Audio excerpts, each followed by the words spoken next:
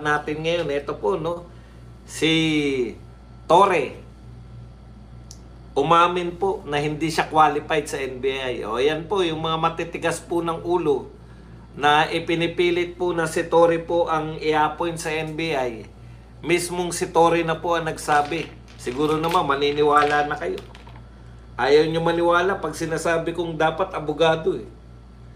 O hindi po qualified si Torre para maging NBI director. Ayan. Kaya tanggalin na po natin sa utak natin na siya po ay i-appoint sa NBI. Kaya ngayon po si Torre ay floating. Tatanggapin niya kaya yung floating? Abangan sa susunod na kabanata. Maglalabas daw po siya ng statement. Pero bakit hindi pa ngayon? Kasi nga, pan-divert din niya. Pero hindi po kami madadivert. Gusto lang namin malaman saan ka ma-assign. Tapos, flood control uli kami. Hindi na po kami papadivert. Focus lang kami. Flood control. Kinakailangan may managot. Ayan. Floating po ngayon si Torre. Ngayon, nag-introduce po sila ng panibagong diversion na mukhang may kaugnayan, pero actually diversion na naman to, pagtatangkang i-divert tayo. Ito pong lifestyle check.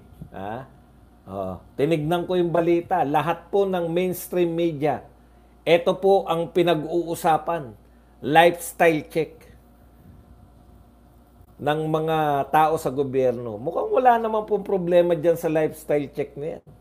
Pero, bakit pupunta na tayo kagad sa lifestyle check? Iiwan na natin to, Mr. President. Ibig mo sabihin, iwan na natin tong mga flood control project, yung ghost flood control, yung pinuntahan nyo sa Bulacan na dinurog nyo dahil napakalakas nyo. Dinurog nyo yung semento, iiwan na ba natin yan? Hindi po natin dapat iwan yan. Kung may lifestyle check po kayo na gustong gawin, kasi ano po yan eh, tokis lang po yan. Lahat po ng presidente, lahat po ng kung sino-sinong tao, lifestyle check, lifestyle check. Wala po na lifestyle check. Focus po tayo dito, Mr. President.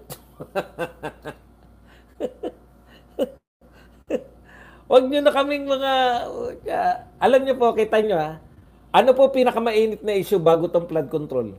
Bago makita natin yung mga kapalpakan ng flood control. Alam nyo kung ano mainit na issue? Yung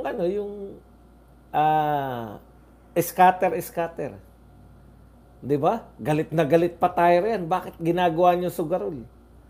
Ganun po kasi naaral na nila yan eh. Ang mga Pilipino, pag may bagong issue na naman, kakalimutan na. Ang init-init na po ng mga pasugalan. Ngayon po, malaya na yung mga nagpapasugal. Wala nang pumipigil. Hindi na issue eh. Wala nang sumusundot, wala nang sumisita sa kanila. Hindi kasi ako sugarol eh. Kaya hindi ko po alam kung tuloy-tuloy na ba ngayon yung mga scatter na yan. Ganyan lang po sila, na-master na nila yan eh.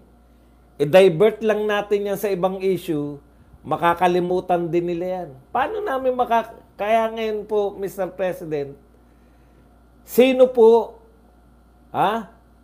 tsaka na yung lifestyle check na yan. Wala yan. Huwag nyo pong nililito lang kayo niya. Meron na naman magsasabi niya, may mansion, may mga luxury cars. Wala kaming pake. Ang pakialam po namin, eto Mr. President, yung dinalaw nyo na lang. Sino kontraktor nun nung dinurog nyo yung semento? Nakakulong na ba? Yung pong kontraktor na binayaran natin completed doon sa Bulacan, nakakulong na po ba? Bakit ayaw nyo po?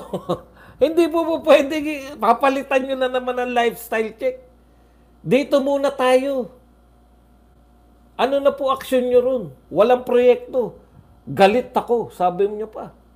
Mukhang hindi pa nga kayo gano'n nakakaligo nung panahon na yun. Sinugod nyo talaga dahil galit kayo. Paano po yun, Mr. President? Kala nyo ba iiwan namin to na parang iniwan namin yung scatter? Hindi po. Ngayon, bilyon-bilyon na uli kinikita ng mga nag-i-scatter. Okay lang yan kasi hindi ko kasi alam yung sugal-sugal na yan eh. Paano magsugal diyan eh. Ito po, nasaksihan namin, Mr. President eh. Paano yung sa Benguet? Walang pansalo ng mga bato.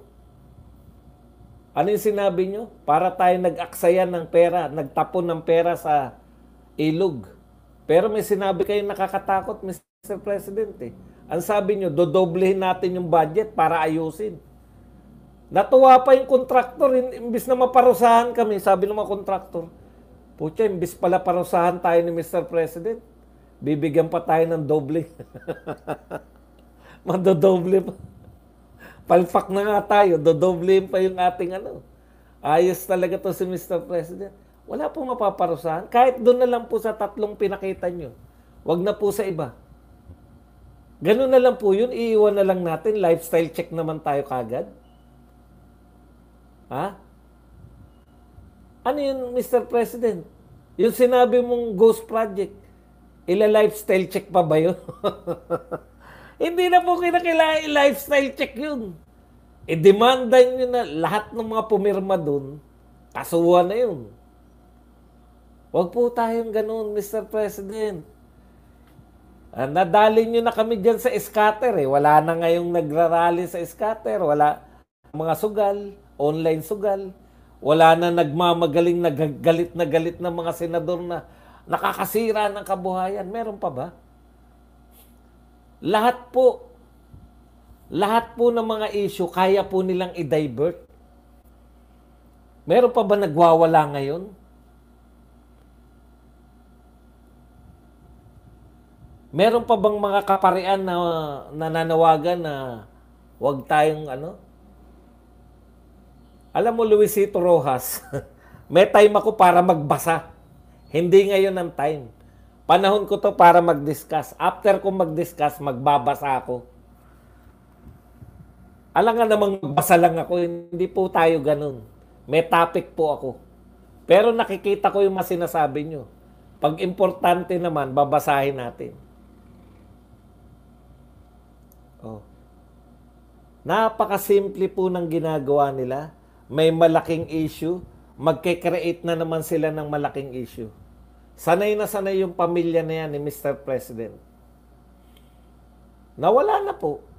Wala na pong nag-uusap ngayon sa scatter. Kasi narito na tayo. Eh, okay lang naman. Mas malaki to eh. Pera natin to eh. Yung apektado po nun, nung mga sugal-sugal, yung mga sugarol. Eh, kasalanan nyo na yan kung nagsusugal kayo. Pero dapat may ginagawa sila. Kaya lang, pinipresent ko lang po sa inyo na master na nila yung art of diversion. Kahit na galit tayo, mag-i-introduce lang sila ng panibagong issue, nakalimutan na natin. Dapat po hindi.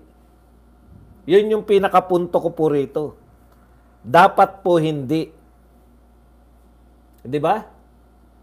Kasi lahat po yan tinatangay eh. Katulad ngayon, dinadivert nila kay Torre.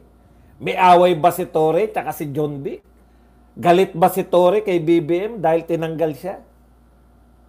Okay na yan. Oh, napag-usapan na. Balik na tayo rito sa flood control, Mr. President. Ano na po? Doon na lang po sa napuntahan ninyo. Wag na po sa iba. Kasi 5,500 po yan. Doon po sa 3 pinuntahan nyo. Ano na po ang action? Kasi po, kung pakita lang tayo ng pakita, ginagalit lang po natin.